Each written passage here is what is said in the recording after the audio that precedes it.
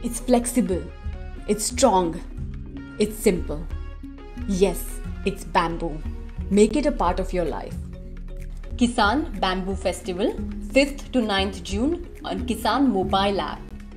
Visit bamboo.kisan.in.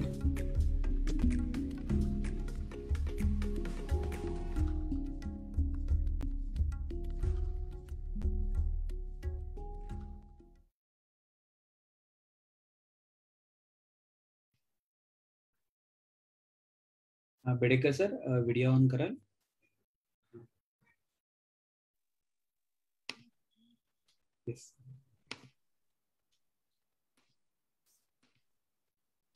आपण सुरू करू शकता सर. चालू करायचं? हो, करू शकतो. ओके. नमस्कार शेतकरी मित्रांनो. या कृषीबोध किसान आणि bamboo society of India Maharashtra chapter यांच्या विद्यमाने होणाऱ्या व्याख्यानमालेतलं आजचं दुसरं व्याख्यान आहे. हे व्याख्यान हे गुंफण्यासाठी बांबू सोसायटी ऑफ इंडियाच्या महाराष्ट्र चॅप्टरच्या एक्झिक्युटिव्ह डायरेक्टर ज्या झालेल्या आहेत नुकत्याच, त्या डॉक्टर मेधा जोशी आपल्या बरोबर आहेत आणि त्यांचा परिचय करून देणं आणि आपणा सगळ्यांचं स्वागत करणं हे माझं काम आहे.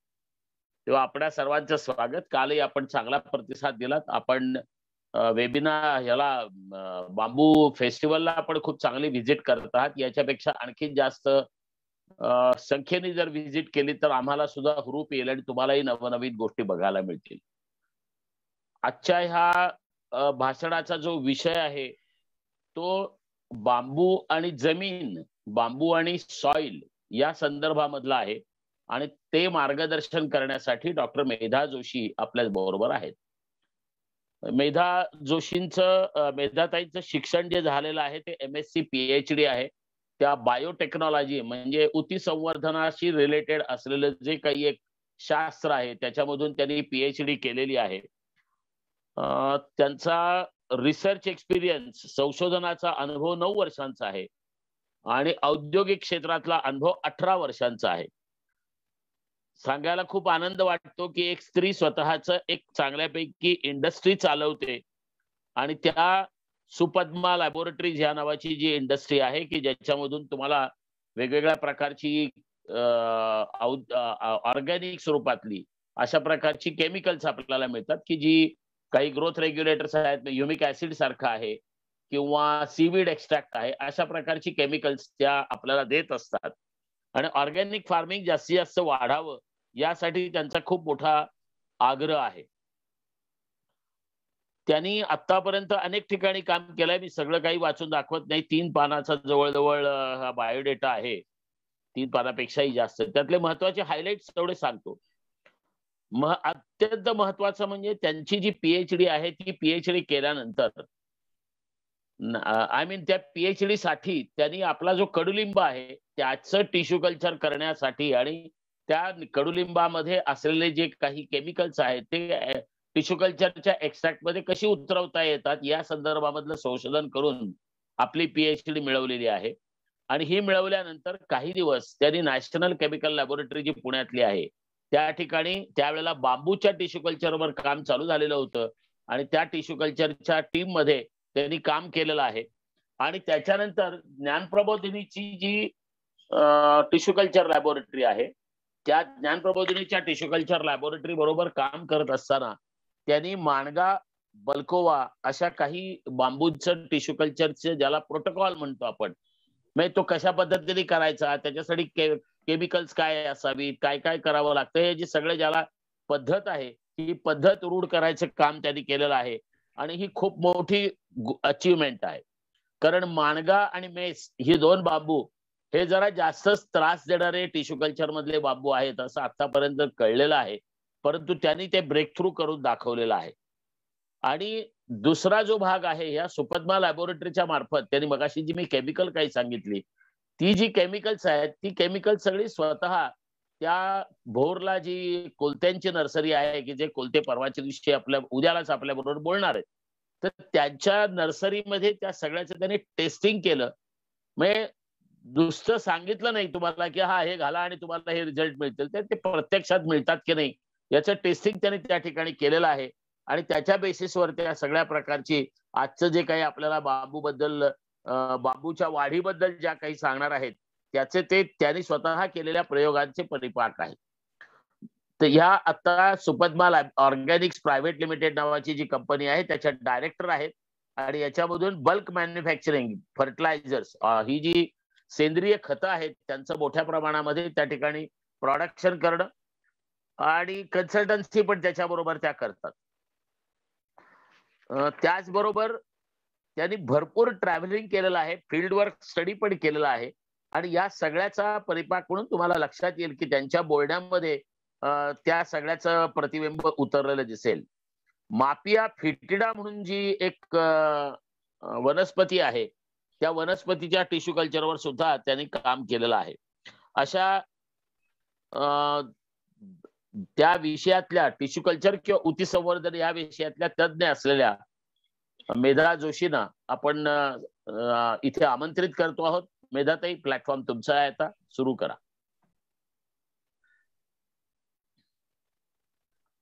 मेधाताई. हो हो, धन्यवाद सर. दीपक. Yes ma'am. कसं शेअर स्क्रीनवर हे करता बटन.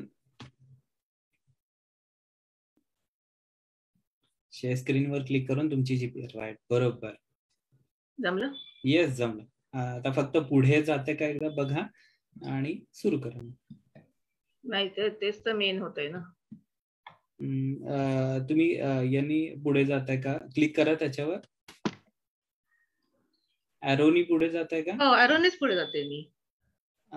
तुमच्या इथे आमच्या इथे ती एकच स्क्रीन दिसते तुमची. बर,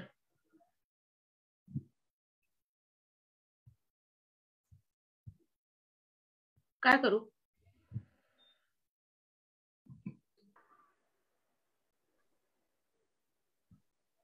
परत शेअर करून बघू का? हा, एकदा चेक करा परत एकदा, नाहीतर मग मी माझ्या इथून करतो. एकदा बघता? मी बघते. हा, एकदा बघा, नाहीतर मी माझ्याकडून करतो. शेअर होतीये ती. हा, शेअर होतीये, पण ती पुढे मागे जायला पाहिजे ना. हा हा, जमलं. ओके, ओके, सुरू करूया. Yes ma'am. धन्यवाद बेडेकर सर. तर माझं आजचं टॉपिक आहे bamboo cultivation, soil health and plant nutrition management. बांबू लागवड, मृदा आरोग्य आणि पीक पोषण व्यवस्थापन. आम्ही बांबूच्या संदर्भात केलेला अभ्यास आणि त्यातून निघालेले निष्कर्ष हे आजच्या विषयाच्या रूपात मी मांडणार आहे. बांबूच्या संपर्कात मी पहिल्यांदा 1989 साली जेव्हा NCL मध्ये नाबार्ड प्रोजेक्टवर रुजू झाली तेव्हा नाबार्ड प्रोजेक्ट ऊती संवर्धन 3 वृक्षांचे करून घेत होते NCL कडनं, युकॅलिप्टस, टीक आणि बांबू. तर पहिल्यांदा मी ऊती संवर्धन नाबार्डच्या प्रोजेक्टवर शिकले आणि ते सुद्धा बांबू सारख्या वनस्पतीवर शिकले. पुढे 2015 साली जेव्हा ज्ञान प्रबोधिनींनी बांबूची ऊती संवर्धन करायचे ठरवले तेव्हा बांबूच्या संपर्कात परत आले. ऊती संवर्धनातून बांबू थोडा थोडा समजायला लागला आणि हे लक्षात आले की ऊती संवर्धनाचे पुढचे पाऊल म्हणजे ॲक्लिमेटायझेशन. कृत्रिम वातावरणातून नैसर्गिक वातावरणात जाताना रोपांना इजा होऊ शकते, शॉक बसू शकतो. त्यासाठी आपण काय करू शकतो? ऊती संवर्धनाचा अनुभव हाताशी धरून पुढच्या म्हणजेच सुपद्माच्या प्रोडक्टचा जन्म झाला. ऊती संवर्धनात माध्यम हे पाणी असते. आम्ही ह्युमिक ऍसिड करायचे ठरवले आणि मग पुढचे सगळे निष्कर्ष आम्ही हळूहळू पडताळून बघितले. तर व्हाय बांबू प्लांटेशन्स. याआधी आपण असे बघूया की बांबूच्या पिकाकडे शेतकरी का वळायला लागला किंवा शेतकऱ्यांनी का वळावे. मुख्य कारण अतिरासायनिक खतांचा वापर वाढल्याने शेतकऱ्याला पाहिजे तो मोबदला मिळेना आणि जमीन सुद्धा हळूहळू नापीक होऊ लागली. इथे बांबूचे पीक कामी येऊ शकते. महत्वाचे कारण की बांबू हे कुठल्याही जमिनीत येते. म्हणूनच की काय राज्यात गेल्या काही वर्षात बांबूची लागवड वाढली आहे. पारंपरिक बांधकाम उद्योगात बांबूचा वापर कसा समाविष्ट केला जाईल यासाठी खूप प्रयत्न झाले आणि ते फळात सुद्धा आले. बांबूमध्ये पर्यावरणपूरक गुणधर्म आहेत, तसेच निरंतर उत्पादन देण्याची क्षमता सुद्धा आहे. म्हणूनच बांबूच्या पिकाकडे औद्योगिक पीक म्हणून बघितले जाते. उत्तम दर्जाच्या उद्योगासाठी योग्य बांबूची निवड आणि निर्मिती आवश्यक आहे. जे गुणधर्म अपेक्षित आहेत त्या गुणधर्मांच्या बांबूची निर्मिती अगदी सहज शक्य आहे. यासाठी लागेल नियोजन आणि त्याचे काटेकोर पालन. आपण बांबू लागवड कशासाठी करत आहोत हे निश्चित करावे. व्यापारी पद्धत, विरगडी, जमिनीची धूप थांबवण्यासाठी किंवा पाणी समृद्धीसाठी बांबू लागवड करता येते. या प्रत्येक गोष्टींसाठी लागवड करण्याच्या प्रजाती वेगळ्या आहेत. उदाहरण द्यायचं झाले तर डेंड्रोफिलॅमिस स्ट्रिक्टस, मानवेल. मानवेल हा कमी पाण्यावर येतो आणि त्याचा उपयोग प्लायवूड साठी केला जातो. बांबू ही बहुवर्षीय वनस्पती असून जमिनीतील कोंबापासून तिची वाढ होते. म्हणजेच बांबूचा कंद, रायझोम हा महत्वाचा आहे. ते जितके सक्षम तितके आपले बांबूचे बेट सक्षम. बांबूचे पीक आपण घ्यायचे ठरवले म्हणजे आपण आपल्या ॲग्रोक्लायमॅटिक झोन प्रमाणे बांबूच्या प्रजातीची निवड करतो. बांबू हे जंगली पीक आहे हे अर्ध सत्य आहे. जंगली पीक नाही तर ती जंगली वनस्पती आहे. आता आपण त्याला पीक बनवायचे प्रयत्न करत आहोत. म्हणजे जर आपण कुठल्याही टेकडीवर बांबू लावला आणि तसा वाढायला सोडून दिला तर मे बी काही वर्षांनी त्याचे बेट तयार होईल. आपल्याला तसे नको आहे. आपल्याला हव्यात कॅल्क्युलेटेड गोष्टी. आपल्याला बांबूच्या लागवडीतून अर्थार्जन हवे आहे, म्हणून हा सगळा कटाटो.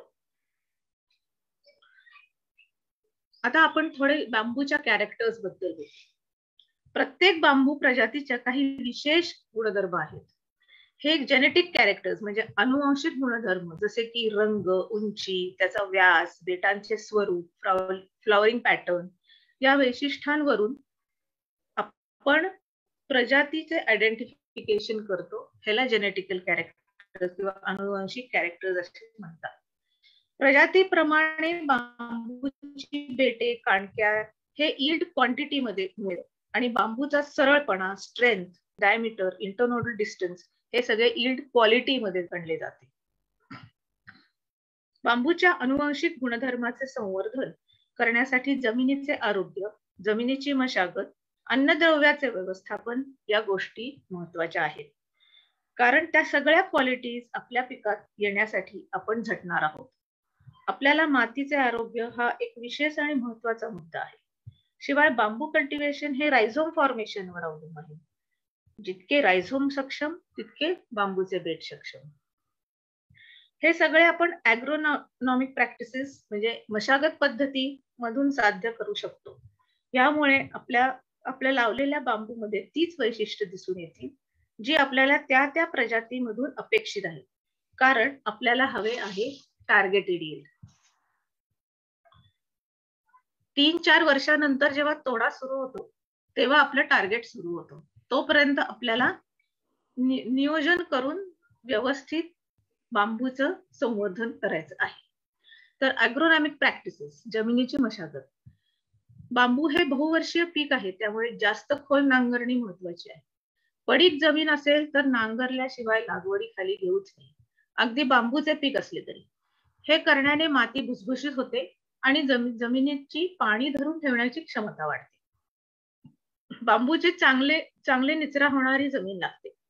वेल एरेटेड सॉइल्स. मातीमध्ये पाणी मुरण्याचा जितका वेग जास्त तितके बांबूचे पिकाला ते रास्त. जिथे ही क्षमता कमी आहे तिथे आपण मातीचा भर देऊ म्हणजेच रेस्ड बेड ऑप्शन घेऊ शकतो. मातीचा भर घालून ही क्षमता आपण वाढवू शकतो. दुसरं करू शकतो ते म्हणजे मल्चिंग.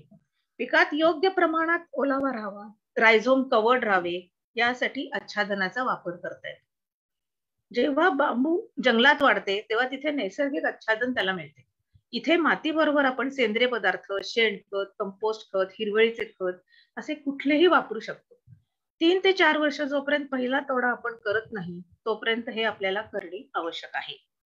यातून 2 गोष्टी साध्य होतील. सेंद्रिय पदार्थ मिळतील आणि जीवाणूमुळे खतांचे कार्यक्षम वापर होईल. बाकी मशागतीचे प्रकार जसे की आंतर मशागत, पाणी व्यवस्थापन, नांग्या भरणे, तण नियंत्रण हे प्रकार बांबू लागवडीमध्ये सुद्धा जरूर करावेत. मृदा आपले पहिले उद्दिष्ट आहे. माती आणि पाणी हे पिकांचे संजीवन आहे. पिकांपासून अपेक्षित उत्पादन मिळवण्यासाठी मातीतून मुळांना अन्नद्रव्ये पुरवण्याची क्षमता चांगलीच असायला हवी. जमिनीची सुपीकता आणि उत्पादन क्षमता या एकाच नाण्याच्या दोन बाजू आहेत हे आपल्याला माहितीच आहे. तर आता पहिले सॉइल रिक्वायरमेंट्स, आपली माती, आपली जमीन.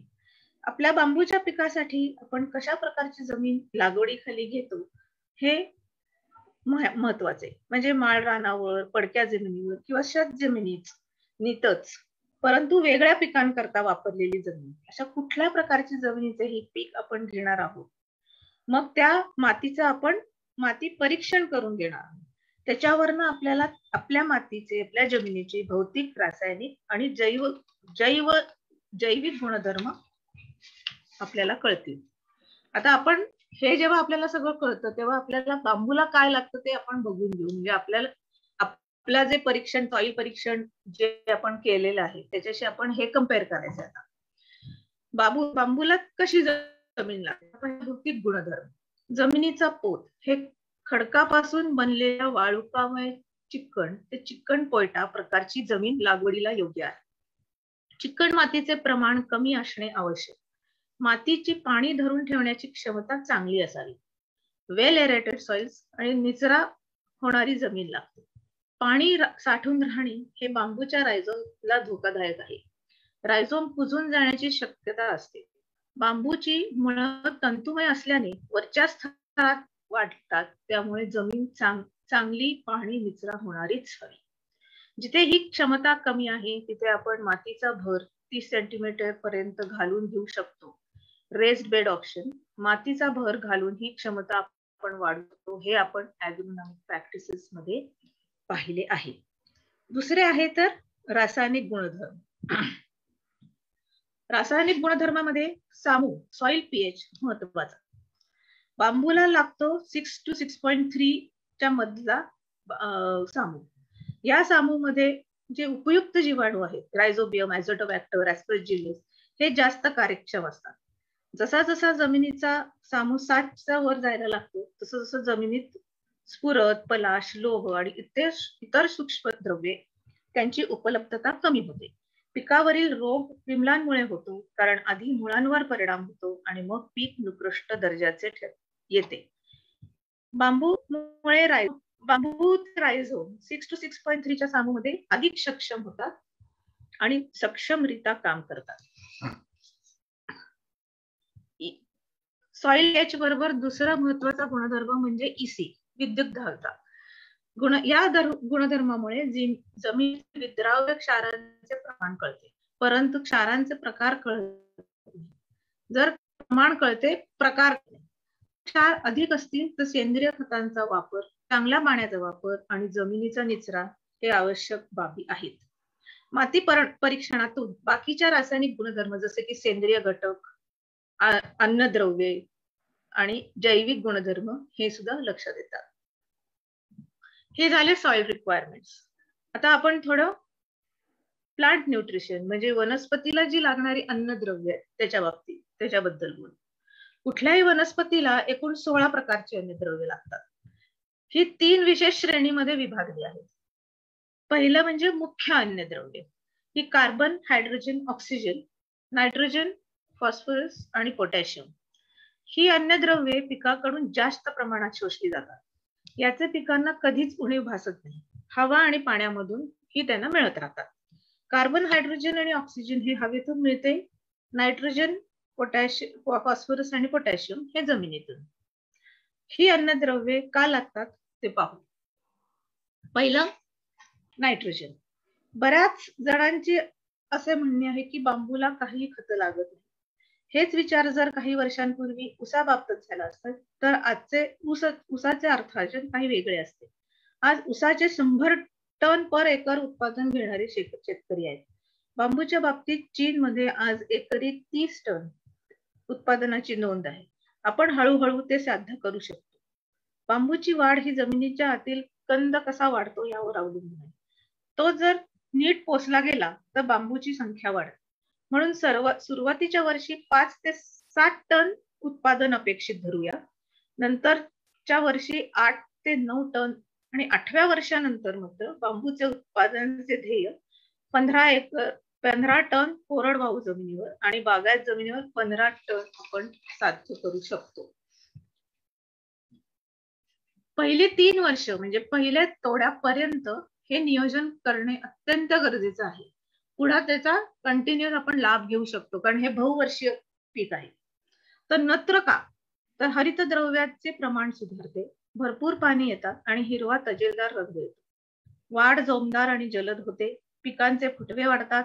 नत्र हे झाडाच्या सर्वांगीण विकासासाठी लागते. मुळांचे, खोडांचे, पानांचे सगळ्या वाढी त्याची मदत होते. बांबूमध्ये सुद्धा नत्र खूप लागते, कारण ही फास्ट ग्रोईंग वनस्पती आहे. त्याच्यामुळे जितके नत्र जास्त तितकं ती फास्ट ग्रो होणार आहे, कारण रायझोम आणि खोडांची संख्या ह्याच्यावर या मुद्द्यावर अवलंबून आहे. दुसरा आहे फॉस्फरस, स्फुरद. प्रामुख्याने मुळांची वाढ होते. वनस्पतीच्या जैव रासायनिक क्रियेत स्फुरदाला मोलाचे स्थान आहे. पाणी तसेच पोषक अन्नद्रव्ये शोषण्याची क्षमता वाढते. पिष्टमय पदार्थ, स्निग्ध पदार्थ आणि प्रथिने यांच्या निर्मिती कार्यास चालना मिळते. स्फुरद हे प्रकाश संश्लेषण मध्ये महत्वपूर्ण आहे. तसेच एटीपी मॉलिक्युल्स म्हणजे एनर्जी मॉलिक्युल्स मध्ये ते महत्वाचे घटक आहे. म्हणून ऍक्टिव्ह ट्रान्सपोर्ट मध्ये ते महत्वाची भूमिका निभावते. पी कमी पडले तर रूट शूट रेशो बदलू शकतो, वाढ खुंटते. अजून एक प्रॉब्लेम स्फुरदाचा असा आहे की जरी ते मोठ्या प्रमाणात मातीमध्ये आढळले तरी ते झाडाला एका विशिष्ट स्वरूपातच लागते. शिवाय ते नायट्रोजन आणि पोटॅशियम एन आणि के ह्याच्याबरोबर अधिक कार्यरत असते. म्हणून NPK च्या विशिष्ट मात्रा बांबूला दिल्या जाऊ शकतात. म्हणजे आपण ते करू शकतो. NPK ची विशिष्ट मात्रा देतात बांबूला. तिसरं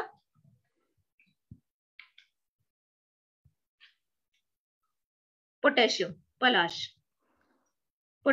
जर आपण याचे कार्य बघितले तर ते अगदी छोट्या पण महत्वपूर्ण स्वरूपाचे आहे.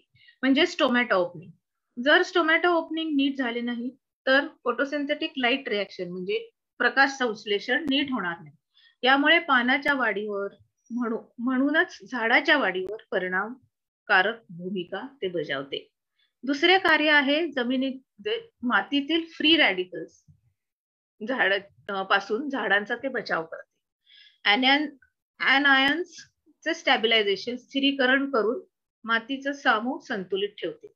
वनस्पतीच्या सालींना, खोडांना तसेच पानांना कणखरपणा देते.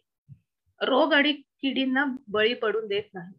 विपरीत परिस्थितीत जसे की जास्त थंड किंवा ढगाळ हवामान, क्षारयुक्तता, कमी उपलब्ध असलेला ओलावा याच्यापासून पिकाचा बचाव करते. आता आपण बांबू तर अशाच जमिनीमध्ये जर वाढवणार असू तर हे किती महत्वाचं आहे हे तर आपल्याला इथे लक्षात येते. दुसरी श्रेणी जी आहे अन्नद्रव्यांची, त्याच्यात ही जी अन्नद्रव्य आहेत ती मध्यम प्रमाणात लागतात, म्हणून त्यांना दुय्यम अन्नद्रव्य म्हणलेले आहे. हे म्हणजे गंधक, कॅल्शियम आणि मॅग्नेशियम. सल्फर. पहिलं आपण बघूया सल्फर.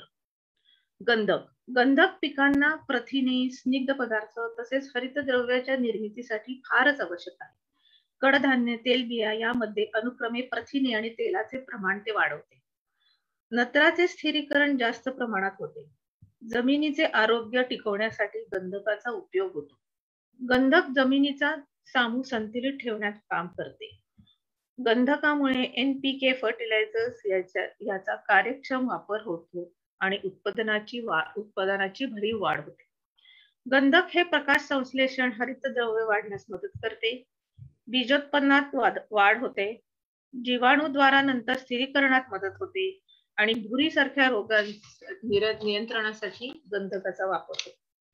इथे या स्लाइड मध्ये सल्फर द फोर्थ मेजर मायक्रोन्यूट्रिएंट असं मी म्हटलेलं आहे, कारण हल्ली असं लक्षात आलेलं आहे की NPKS हे 4:2:1:1 अशा प्रमाणात द्यावे लागते.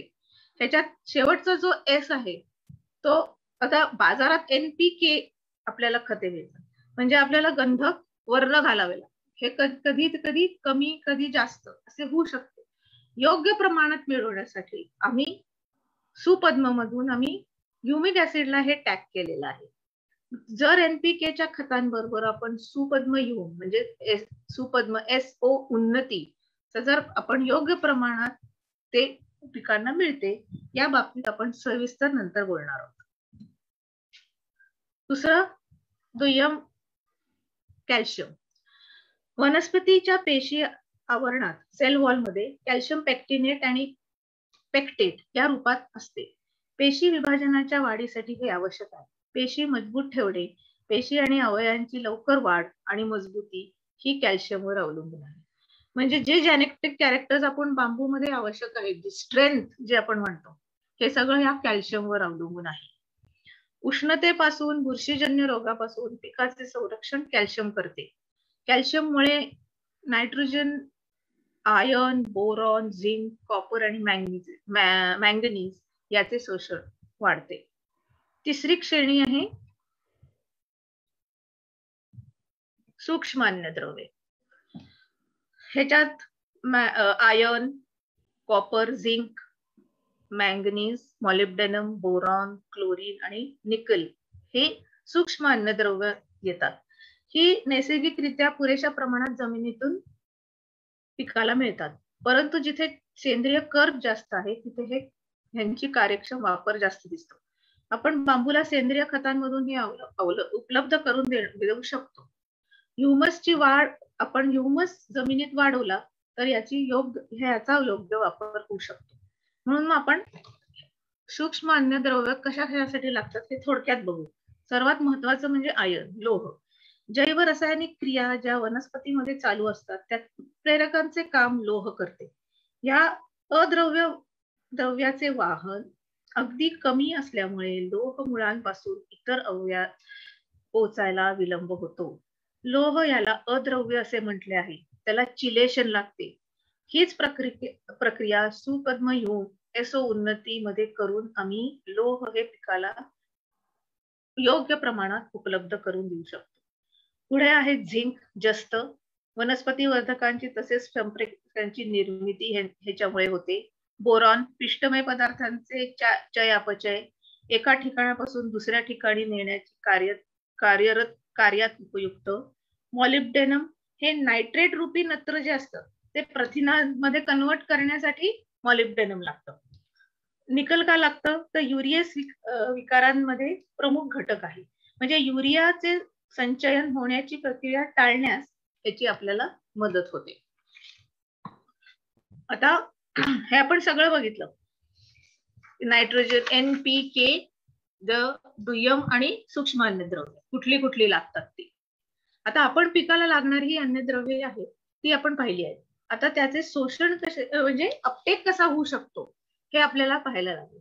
याला आपल्याला जीवाणूंची मदत लागते. तर ह्या स्लाइड मध्ये वेगवेगळ्या प्रकारची जे जीवाणू त्यांची कार्यपद्धती आहे ते हायलाइट केलेली आहे. ते मी तुम्हाला थोड्याशा विस्तारात प्रमाणात सांगते. या स्लाइड मध्ये जीवाणूद्वारा होणाऱ्या कार्यांचा आढावा घेतलाय, ज्यावरून आपल्याला लक्षात येईल की जीवाणूचे महत्व किती आहे. अन्नद्रव्याच्या श्रेणीप्रमाणे आपण बघू. म्हणजे आपण मुख्य अन्नद्रव्य कार्बन, हायड्रोजन, ऑक्सिजन, NP आणि K.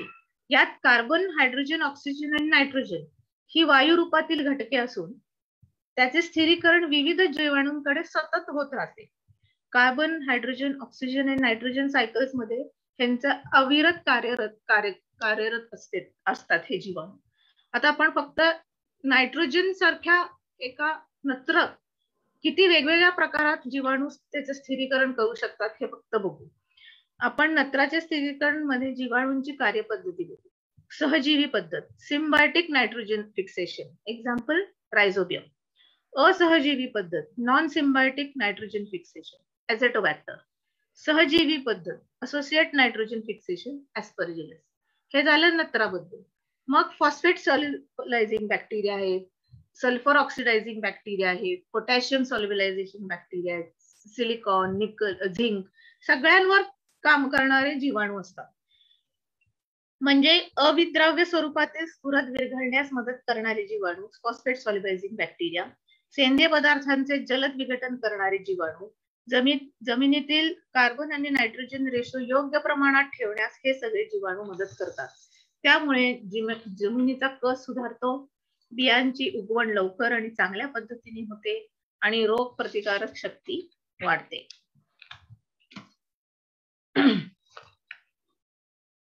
जीवाणूच्या साहाय्याने अन्नद्रव्य व्यवस्थापन.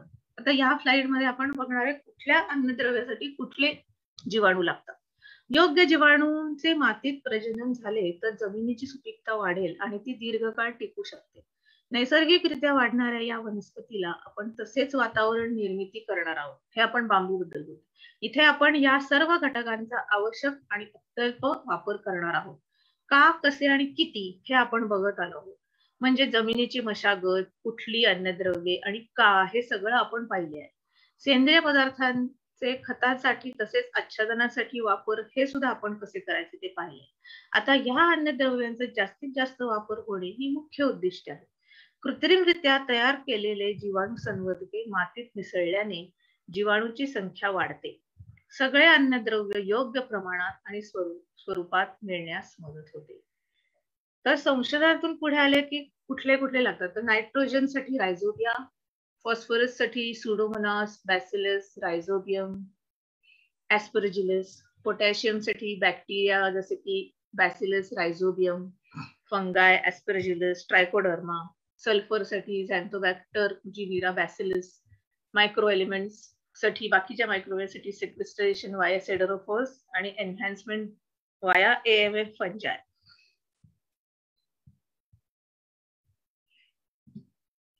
या सगळ्या बाबींचा विचार करून सुपद्मने 2 प्रोडक्ट्स बांबूसाठी तयार केलेले आहेत. पहिलं आपण बघतोय सुपद्म ह्यूम प्लस. या नावातच सगळं आहे. हे नाव आपण त्याला दिलंय SO उन्नती. पण ह्यूम प्लस जिथे ह्युमस वाढवणारे प्रोडक्ट आहे.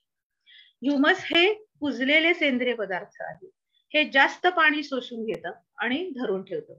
स्वतःच्या वजनाचे 1.25 पट पाणी हे शोषून व धरून ठेवू शकते. वाळूयुक्त आणि चिकन मातीचा पोत सुधारते. रेताड जमिनीतील कण ह्युमसमुळे एकमेकांना चिकटून राहतात. कोलाइड फॉर्मेशन होते. अशा जमिनीचा पोत सुधारतो. या कारणांसाठी सुपद्मने ह्युमिक ऍसिडचे माध्यम निवडले. ह्युमिक आणि फल्विक ऍसिड योग्य मात्रा या प्रॉडक्ट मध्ये आहे. पांढऱ्या मुळ्यांची वाढ जोमाने होते. NPK खतांबरोबर सुपद्म उन्नती दिले तर बाकी सर्व दुय्यम आणि सूक्ष्म अन्नद्रव्ये आम्ही त्याला टॅग केली आहे. तिथे दिले contains essential micronutrients Fe, Ca, Mg, Mn, boron, molybdenum, zinc, copper and sulphur.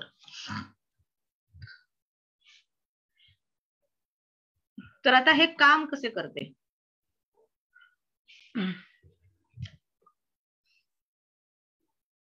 शिवाय यात जीवाणू संवर्धके सुद्धा आम्ही घातलेली. मातीमध्ये हे घातले, ड्रेंचिंग केले की हे प्रोडक्ट सर्व काम करते. बीज संरक्षण, जर्मिनेशन रेट वाढवणे, पांढऱ्या मुळ्यामध्ये वाढ, सर्व खतांचे कार्यक्षम वापर इत्यादी. याच्यात आम्ही अशी घटके घातलेली आहेत की ती प्लांट ग्रोथ रेग्युलेटर्स सारखे काम करतात. IPA NA घातलेले नाही. हे विशिष्ट प्रकारची उत्पादन प्रक्रिया करून हे आम्ही साध्य केलेलं आहे. त्याच्यामुळे रूट ग्रोथ आणि अपायकल बड ग्रोथ हे दोन्ही ह्यांनी साध्य होते. हे दुसरे आमचे प्रोडक्ट आहे सीविड एक्स्ट्रॅक्ट किंवा SO उभारी. एक उन्नती आणि एक उभारी. एक मुळांवर काम करणारे आणि एक पानांवर काम करणारे. ही पानांची वाढ म्हणजे आकारात आणि रंगात दोन्ही पानांचे वाढीत हे काम करते. बाष्पीभवन म्हणजे ट्रान्सपिरेशन रेट SO उभारीने कमी होते. जर पानांवर आपण हे फवारले तर त्याचा एक थर पानांवर तयार होतो. त्याच्यामुळे जे वॉटर कॉलम आहे झाडात तो तसाच राहतो. म्हणून ड्रॉट कंडिशनशी पिके 2 हात करू शकतात. पहिल्या काही दिवसात ही फवारणी करू शकतो. नंतर जसे जसे झाड वाढते तसे तसे ड्रेंचिंग सुद्धा करू शकतो. दोन्ही लिक्विड फर्टिलायझर्स आहेत आणि ड्रिप इरिगेशन मध्ये यांचा सर्रास वापर होऊ शकतो. एसओ उन्नतीमधून दुय्यम आणि सूक्ष्म अन्नद्रव्ये उपलब्ध होतात आणि एसओ उभारी असं कार्य करते की मुख्य अन्नद्रव्ये कार्बन, हायड्रोजन, ऑक्सिजन, नायट्रोजन हे जे वायू रूपात आहेत त्यांची उपलब्धता करून देण्यासाठी, म्हणजे त्याच्यात न्यूट्रिएंट सुद्धा आहेत ते, त्याच्यासाठी ते कार्यरत आहे. झाडांची पाने सक्षम करतील आणि पानांचा आकारामध्ये वाढ होईल, जास्तीत जास्त प्रकाश संश्लेषण होईल आणि पिकांची जोमाने वाढ होईल. शूट व्हेजिटेटिव्ह ग्रोथ साठी हे खूप महत्वाचे आहे. आता सुपद्म प्रोडक्ट्स आम्ही फक्त तयार करून थांबलेलो नाही, तर बेडेकर सर जसे आम्ही म्हणले त्याचे आम्ही सक्सेसफुल ट्रायल्स घेतलेले आहेत. तर बांबूची लागवड आपण स्वतः बियांपासून जरी करणार असो तर तिथे सुद्धा आमचे सक्सेस स्टोरीज आहेत. आता मंडणगड मध्ये कोलते सरांच्या ऍडवाइस खाली एक कल्टिवेशन प्लांटेशन होत आहे. तिथे त्यांनी सीड्सच्या जर्मिनेशन साठी सुपद्म ह्यूम प्लस वापरलेलं आहे. तर हे तिथे जे दिसतंय ते हे डे 2 ला लगेच रूट दिसतंय, हे डे 4 आहे आणि हे डे 6 आहे.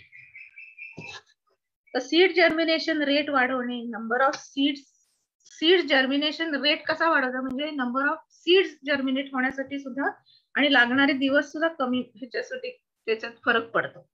नंतर अजून एक सक्सेस स्टोरी म्हणजे टिश्यू कल्चर प्लांट्सची ॲक्लिमटायझेशन. हे ज्ञान प्रबोधिनी बरोबर जे मी जे प्रोटोकॉल सेट केले त्याच्यानंतर त्यांनी ते पुढे नेले. ते आता मोठ्या प्रमाणात ह्याची उदी संवर्धनाची टिश्यू कल्चरची झाडं तयार करतात.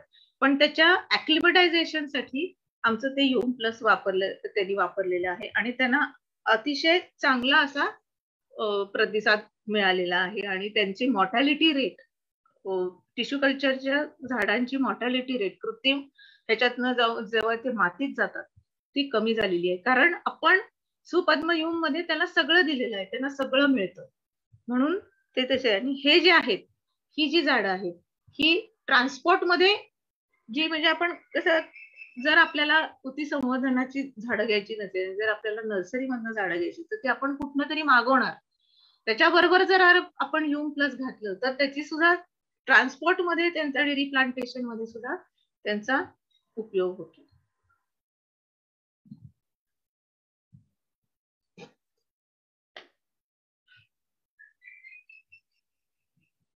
तर हे आता माझे सगळे हे झालेलं आहे. I acknowledge all these people for giving me a great opportunity. Thank you, sir. धन्यवाद. आपण प्रश्न घेऊया. Q&A मध्ये प्रश्न आलेले तुम्हाला दिसतात खाली Q&A म्हणून सेक्शन आहे. एक मिनिट जरा बघते मी. तुमचे स्क्रीन स्टॉप केलेले आहे. तुम्हाला Q&A दिसतंय समोर? तर त्याच्यामध्ये प्रश्न आलेले आहेत तर ते वाचून घेता येतील, म्हणजे जे रिलेटेड आहेत किंवा महत्वाचे आहेत असे. हो. बांबूचे झाड सरळ वाढवायचे तर काय करावे लागेल? तर आपण ॲग्रोनॉमिक प्रॅक्टिसेस जे बघितलेले आहेत तिथे आपण असं लिहिलेलं आहे की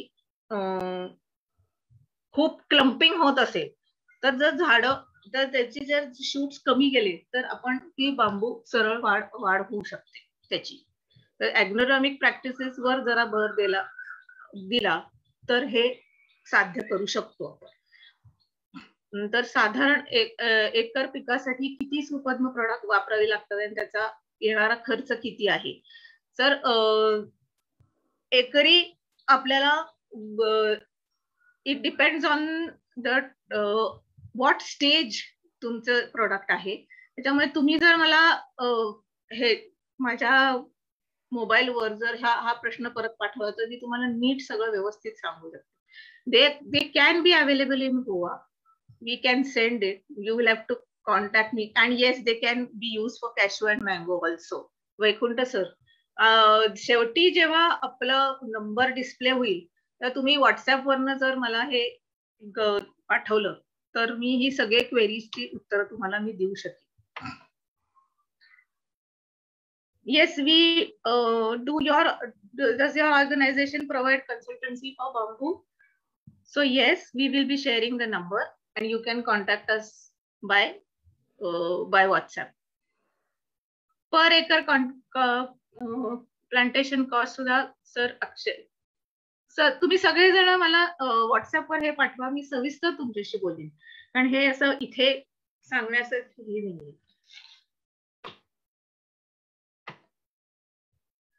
हो, हेवी रेन सह्याद्री एरियामध्ये सेम फर्टिलायझर वापरायला लागेल. Do we need to test soil prior to fix fertiliser? जरूर करावी, कारण कसं आहे कुठल्याही जेव्हा तुम्ही पीक घेता तेव्हा माती, बांबू असो किंवा कुठलेही असो, मातीचे परीक्षण हे करणं खूप महत्वाचं आहे, कारण त्याच्यातनं सगळे अन्नद्रव्य आणि हे मिळणार. म्हणजे तुमच्या मातीत काय आहे आणि तुम्हाला काय द्यायचं आहे हे तुम्हाला कळेल, म्हणून आपल्याला मातीचे परीक्षण करणे गरजेचं आहे. कुठलंही पीक असो, म्हणजे बांबूचं तर आहेच आहे, म्हणजे बांबूला असं लागतं असं मी म्हणते. बाकीचे सगळे शेतकरी करतच असतात. परीक्षण, मातीचं परीक्षण भयंकर महत्वाचं, खूपच महत्वाचं. अजून काय राहिले का? Have I answered everything? Madam तो झालाय का की साधारण एक तो तुम्ही डायरेक्ट कॉलच करा म्हणून सांगितलं. हो, एक गोवा व्हरायटी बद्दल एक पहिला प्रश्न आहे अमोल यांचा. व्हरायटी अधिघन लागवडीमध्ये अंतर किती करायला पाहिजे? हे जे आहे ना, हे सर आता उद्या जे विवेक कोलते किंवा नंतर अरुण वांद्रे यांचे जे हे आहे त्याच्यात तुम्हाला अगदी ह्याचं सगळं व्यवस्थित विस्तारात हे करेल आम्ही, की नक्की किती ह्याच्यावर लावायला लागतं. म्हणजे जसं ते म्हणाले की अंतर किती ठेवायचं, कशी लागवड करायची, हे त्याच्यात तुम्हाला कळेल. उद्या प्रजाती कळतील आणि परवा दिवशी प्रत्येक प्रजातीचं प्लांटेशन कसं आणि त्याची सक्सेस स्टोरीज हे कळणार. त्याच्यामुळे ते तुम्ही जर अटेंड केलं तर हे सगळे, हे जे 5 दिवसाचे जे हे आहे ते सगळे नीट ऐकले तुम्ही तर तुम्हाला रिअलाइज होईल की it is a package deal. आजचं लेक्चर, उद्याचं लेक्चर, परवाचं लेक्चर आणि शेवटचं म्हणजे तुम्ही जे बांबूची तुम्ही प्रक्रिया करून कशी तुम्ही बांबू विकू शकता हे सुद्धा जाईल. त्याच्यामुळे तुम्ही ती जी पुढची जे लेक्चर 2-3 लेक्चर की तुम्हाला थोडासा त्याचा अंदाज येईल. शिवाय तुम्हाला काही प्रश्न असतील तर मग माझा व्हॉट्सअप नंबर आज मिळेलच तुम्हाला, ते तुम्ही मला जरूर कॉन्टॅक्ट करू शकता. मॅडम एक राजू साहेब त्यांचा प्रश्न आहे की बांबू सोबत आंतरपीक काही घेता येतील? हो, घेता येतात, ते घेता येतात. काल ते सुद्धा लागवडीप्रमाणे हे करता येतं. आणि तुमच्या ऍग्रो क्लायमॅटिक झोन प्रमाणे जसं तुम्ही बांबू ठरवता प्रजाती, तसे आंतरपीक तुम्ही तुमच्या ऍग्रो क्लायमॅटिक झोन प्रमाणे घेता येतात. कारण पहिले 3 वर्ष बांबू खूप वाढत नाही, त्याप्रमाणे तुम्ही करू शकता. त्याच्यामुळे 3 वर्ष जेव्हा तोडा सुरू होतो तेव्हा मात्र मग त्या सगळं त्याचं हे होतं, तोपर्यंत तुम्ही करू शकता. मग 1 एकर पिकासाठी किती सुपद्मा प्रोडक्ट्स वापरावे लागतात आणि त्याचा येणारा खर्च किती, याचं उत्तर देत आहे? त्यांना करू देत ना मला, मी त्यांना व्यवस्थित हे विचारते. कारण कसं आहे की एकर हे मध्ये त्यांनी कुठलं पीक कुठे हे सगळं मला नीट विचारावं लागेल. Yes, okay. भीमा बांबूची व्हरायटी काहीच प्रॉब्लेम नाही सर, बऱ्याच ठिकाणी त्यांनी लावलेली आहे. कुठलीही प्रजाती मध्ये तुम्हाला जे पाहिजे ते जर तुम्हाला मिळत असेल तर ती प्रजाती लावण्यात काहीही गैर नाही आहे. फक्त हे मशागतीवर आणि अन्नद्रव्यांवर अवलंबून आहे. कारण पहिले 3 वर्ष तुम्हाला त्याच्याकडे नीट पिकासारखंच बघावं लागतं. आणि नंतर सुद्धा जेव्हा तुम्ही तोडा सुरू करता तेव्हा सुद्धा तुम्हाला टिलरिंग जास्तीत जास्त यायला तुम्हाला हे सगळं करावंच लागणार आहे. नुसतं तोडलं आणि सोडून दिलं, आपण मग टार्गेट्स कशाला घेतलेत ना. आपल्याला टार्गेट जर हवं असेल की नाही मला 5 टन पाहिजे 1 एकर मध्ये, तर मग ती टार्गेट्स आपण घेण्यासाठी आपल्याला काहीतरी द्यावं लागेल त्याला. पाणी किती आवश्यक आहे विचारतात आतिशजी? पाणी आवश्यक आहे, जसं मी तुम्हाला म्हणलं तसं निचरा होणारी हे लागते, पाणी हे लागणारच. आणि ह्याच्यावर सुद्धा वाढणारी जाती आहेत ना, म्हणजे फायटो रेमिडिएशन, वेस्ट वॉटर ट्रीटमेंटवर वाढणारी आहेत. त्याच्यामुळे पाणी हे लागतंच. पाणी रेस्ड हँड मध्ये काही आहे का? हो, मी यशराजजी आणि स्वातीजी यांना तुम्ही अनम्यूट करून प्रश्न विचारू शकता, डॉक्टर मेधा जोशी यांना. यशराजजी, सुजाताजी, स्वातीजी, तुम्ही स्वतःला सुद्धा अनम्यूट करावं लागेल तुम्हाला. तुम्ही अनम्यूट करून प्रश्न विचारू शकता त्यांना. यशराजजी, तुमचा प्रश्न विचाराल तुम्ही?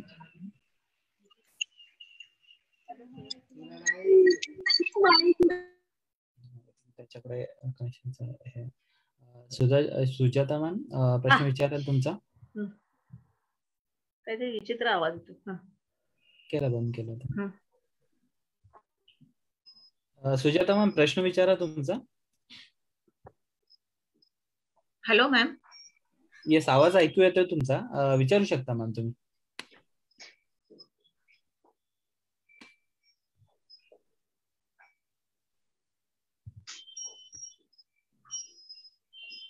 ओके,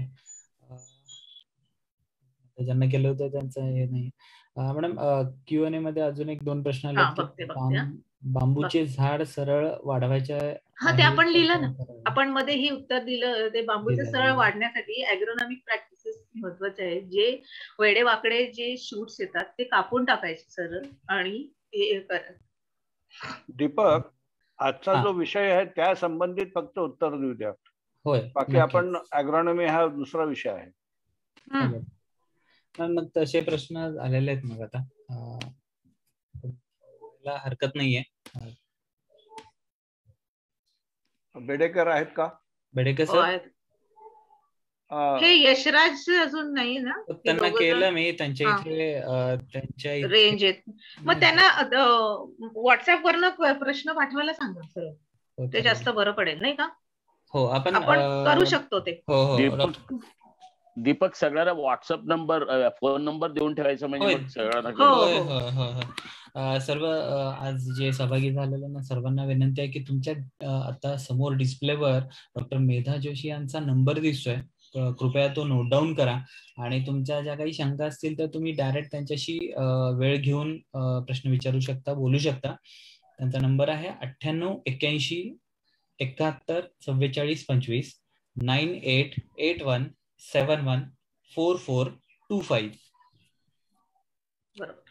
बेडेकर सर, बोलतो. मित्रांनो, काल आपण क्लायमेट कंडिशन्स, हवामानामध्ये बांबूचा काय वापर कसा वगैरे आणि थोडस इंडस्ट्रियल डेव्हलपमेंट बद्दल बोललो.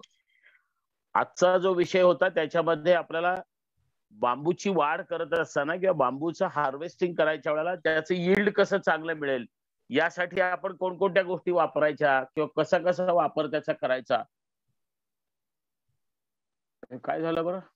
नाही आहे सर, ऐकू येते. व्हिडिओ बंद. नाही, मी व्हिडिओ बंद म्हणून मी रिक्वेस्ट पाठवली होती तुम्हाला. अच्छा, ठीक आहे. तर जमिनीचा पोत, मेधाताईंनी एक जो उल्लेख केला की कोणती जमीन चालेल, फक्त तुम्ही बांबूची लागवड केल्यानंतर त्याचं जे यील्ड आहे ते चांगलं येण्यासाठी म्हणून आपल्याला काय काय गोष्टी घालाव्या लागतात, याचा वापर कसा करायचा याच्याबद्दल त्यांनी आज सांगितलं. बऱ्याचशा पद्धतीने डिटेल मग सगळी जी मायनर, मेजर अशा प्रकारची सगळी जी मायक्रोन्यूट्रिएंट्स आहेत त्याच्याबद्दलही त्यांनी सांगितलेलं आहे. हे सगळं करत असताना महत्वाचं जर त्यांनी सांगितलं ते मात्र नीट लक्षात ठेवा की मी पण काल सांगितलं होतं की आधी पहिल्यांदा ठरवा की बांबू कशासाठी आपल्याला लावायचा आहे आणि मग या सगळ्या गोष्टींचा पुढचा तुम्हाला वापर करता येईल आणि हा मग तुम्हाला काही प्रॉब्लेमचा भाग राहणार नाही.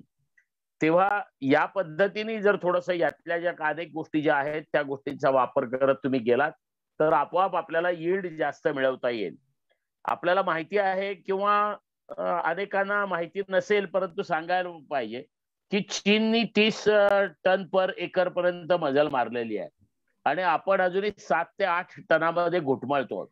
मग 7 ते 8 टन आणि 30 टन ही जी मजल आहे, हे जर मधली जी गॅप आहे ही जर भरून काढायची असेल तर आपल्याला आपल्या जमिनीकडे लक्ष दिलं पाहिजे आणि त्या जमिनीमध्ये काय गरज आहे याचा अभ्यास करून मेधाताईंनी ज्या पद्धतीने सांगितलं तशी वेगवेगळ्या प्रकारची केमिकल्स वापरून आपल्याला मदत करतं, आपल्याला त्या बांबूचं उत्पन्न वाढवता येईल. बांबू हे पीक म्हणून एकदा घ्यायचं ठरलं की मग या सगळ्या गोष्टींचा आपल्याला व्यवस्थितरित्या उपयोग करता येईल आणि हा उपयोग आपण सर्वांनी करावा आणि बांबूचं चांगल्यापैकी उत्पन्न घ्यावं. म्हणजे आपोआपच मग कुणी असं म्हणणार नाही की बांबूतनं काही पैसे मिळत नाहीत. कुणी असा गैरसमज करून घ्यायचा नाही की आपल्याला आता बाकीचं काही जमत नाही म्हणून आपण बांबू लावू आणि त्याच्यातून 4 पैसे मिळतील, तर तसं काही नसतं.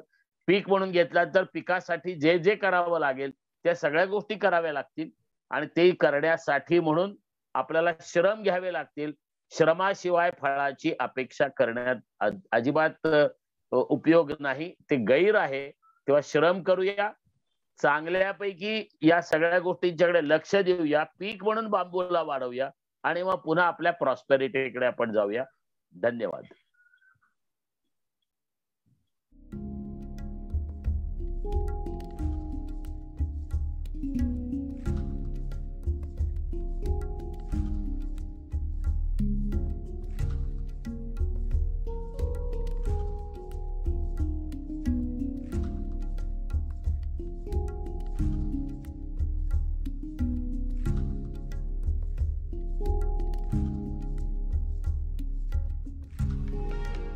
It's flexible, it's strong, it's simple. Yes, it's bamboo. Make it a part of your life. Kisan Bamboo Festival, 5th to 9th June on Kisan Mobile app. Visit bamboo.kisan.in.